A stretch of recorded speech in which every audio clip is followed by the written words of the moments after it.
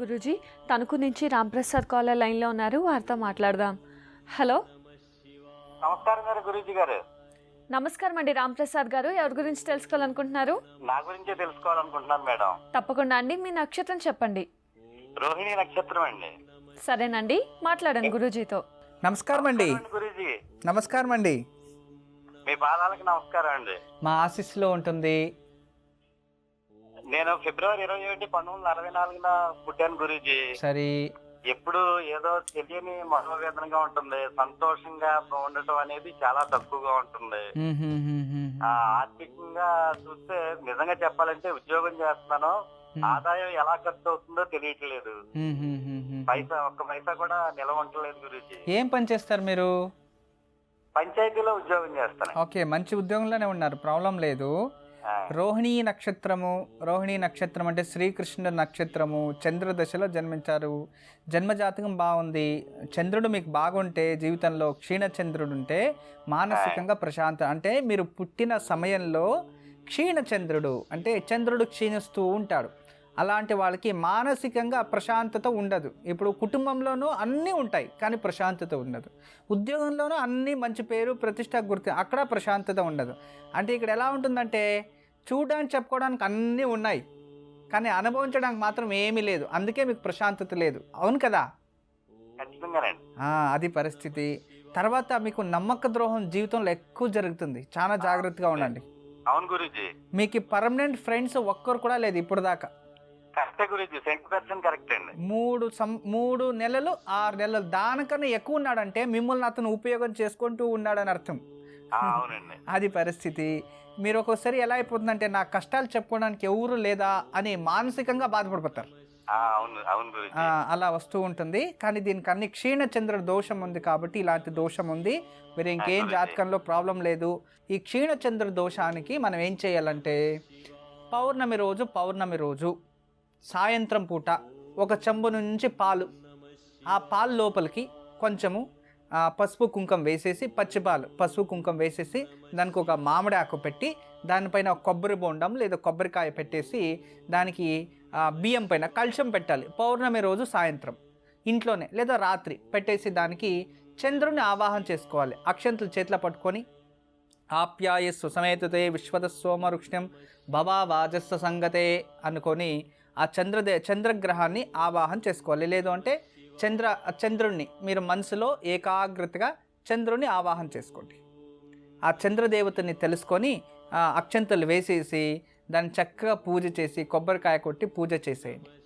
మరుసటి రోజు ఆ పాలని ఏదైనా నీళ్ళల్లో పోసేసి ఆ కొబ్బరికాయని శివాలయంలో వెళ్ళి కొబ్బరికాయని కొట్టి రావాలి. ఇలా ఒక 5 నుంచి 6 పున్నములు చేసేస్తే ఆ దోషం వెళ్ళిపోతుంది. 5 పున్నములు చేయండి చాలు, మరి ఇంకేం అవసరం లేదు. ప్రతి సోమవారం ఒక కొబ్బరికాయ, తెల్లటి వస్త్రం, బియ్యం, బెల్లం దానం ఇచ్చేయండి. ఇంత మాత్రం చేయండి. ఆ పరమేశ్వర అనుగ్రహం ఎప్పుడూ ఉంటుంది. క్షీణచంద్రం దోషం నివృత్తి అవుతుంది. ఆర్థికంగా, మానసికంగా అన్నిట్లో అభివృద్ధి అయ్యేదే కాకుండా ఉద్యోగంలో కూడా మంచి ప్రగతి వస్తుంది. ఎప్పుడు ఆశిస్తుంటాయండి. నక్షత్రం తెలియదు madam. Date of birth August 25, సోమవారం ఉదయం 9 గంటలకి. సంవత్సరం ఐడియా లేదు మేడం. సుమారు ఎంత వయసు ఉండొచ్చు మీకు? 28 గంటలు మేడం. సరేనండి, మాట్లాడండి గురూజీతో. నమస్తే గురూజీ. నమస్తే అమ్మా. మీ పాదాలకు వందనం గురూజీ. మా ఆశీస్సులో ఉంటుంది తల్లి. గురూజీ చెప్తల్లి. ఏ పని చేసినా కలిసి రావట్లేదు గురూజీ. ఏం పని చేస్తూ ఉంటారు?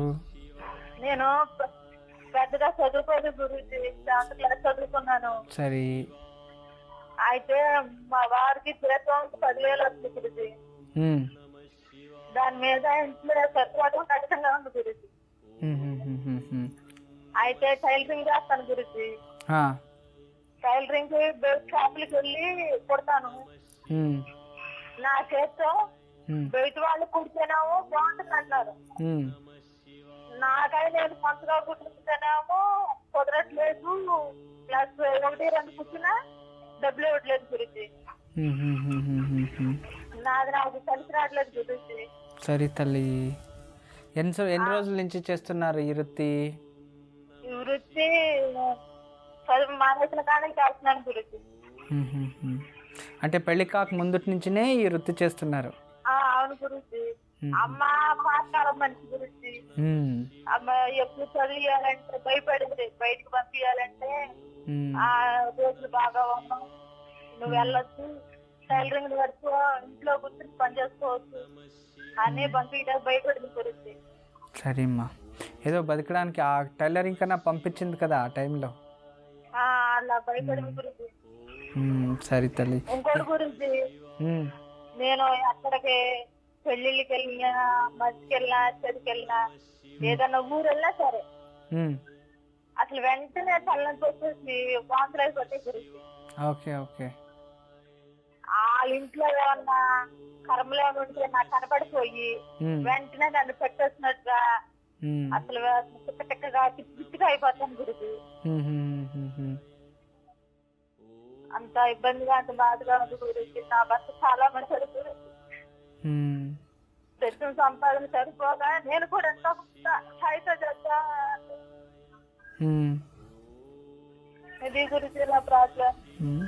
మీకు సంతానం పిల్లలు? ఒక పాప, ఒక బాబు గురించి. పాప 10th చదువుతుంది, బాబు 8th చదువుతుంది గురించి. సరేమ్మా, సరే తల్లి, మంచిది. సుఖశాంతి ప్రశాంతత లేదు జన్మజాతకంలో చూపిస్తూ ఉంది రమణ శాస్త్రంలో. కానీ ఉన్ని తల్లి, భగవంతుడు ఖచ్చితంగా మీకు శుభం చేస్తాడు, మంచి జరుగుతుంది. కానీ కష్టపడుతున్నారు, అభివృద్ధి లేదు. భార్యాభర్తలు ఇద్దరు కష్టపడినా కూడా అభివృద్ధి లేదు అని చూపిస్తూ ఉంది. మీకు దగ్గరలో నదీ తీరం ఉందమ్మా ఎక్కడైనా? ప్రతి ఎంత దూరం అవుతుంది మీ ఇంటి నుంచి? ప్రతి శనివారం రోజు నదిలో స్నానం చేసుకొని ఒక కొబ్బరికాయ, పసుపు, కుంకుమ వదిలేసి అక్కడ నెయ్యి దీపం 2 వెలిగించిరండి నది దగ్గర. అలా ప్రతి శనివారం 16 వారాలు చెయ్యి. అప్పుడు నీకు ఎక్కడైనా ఎవరైనా ఇంటికి వెళ్తే అదేదో ప్రాబ్లము కర్మ అంటున్నా కదా అవన్నీ వెళ్ళిపోతాయి. తర్వాత ఈ వ్యాపారం అభివృద్ధి అవ్వాలని తెలుగు బాగా చదువుతారా?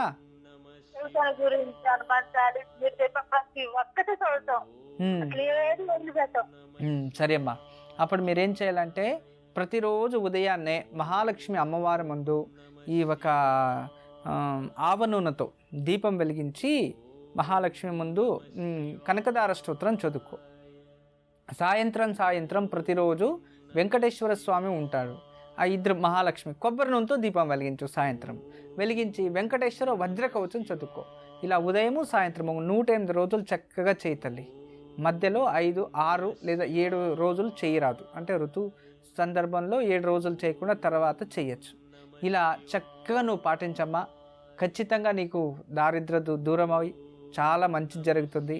అనుకూలమైతే గురువారం దగ్గరలో ఏదైనా గురుదేవాలయానికి వెళ్ళి వస్తూ ఉండు. నీ స్టిచ్చింగ్, బట్టలు కుట్టడం కూడా చక్కగా అభివృద్ధి అవుతుంది. అప్పుడు కష్టానికి తగినట్టుగా ప్రతిఫలం కూడా వస్తుంది తల్లి. మంచిదమ్మా, ఎప్పుడు మా ఆశీస్సులు ఉంటాయి తల్లి. తప్పకుండా నీకు శుభం జరుగుతుంది. ఎప్పుడు ఆ భగవంతుని అనుగ్రహం మీపై ఉంది తల్లి. నమస్తే. కనకదుర్గ గారు విన్నారు కదా, గురూజీ చెప్పింది పాటించండి, తప్పకుండా శుభం జరుగుతుంది. గురూజీ, విశాఖ నక్షత్రంలో జన్మించిన స్త్రీలు ఎలా ఉంటారో తెలియజేస్తున్నారు. ఇప్పుడు విశాఖ నక్షత్రం గురించి మనము స్త్రీలు జన్మించిన విచారం గురించి మనం చూసాం. అయితే వాళ్ళు పుష్పవతి అయినప్పుడు చూడండి, ఈ నక్షత్రంలో పుష్పవతి అయినప్పుడు వాళ్ళు 4 పాదాలు కదా, ఇందులో ఒకటి ఉంటుంది.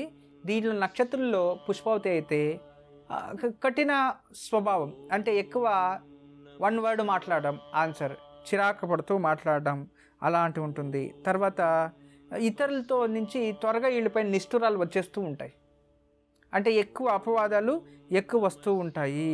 తర్వాత ఏదైనా వీళ్ళు మాట్లాడితే వీళ్ళు తమాషకు మాట్లాడినా కూడా ఇతరులు బాధపడిపోతారు.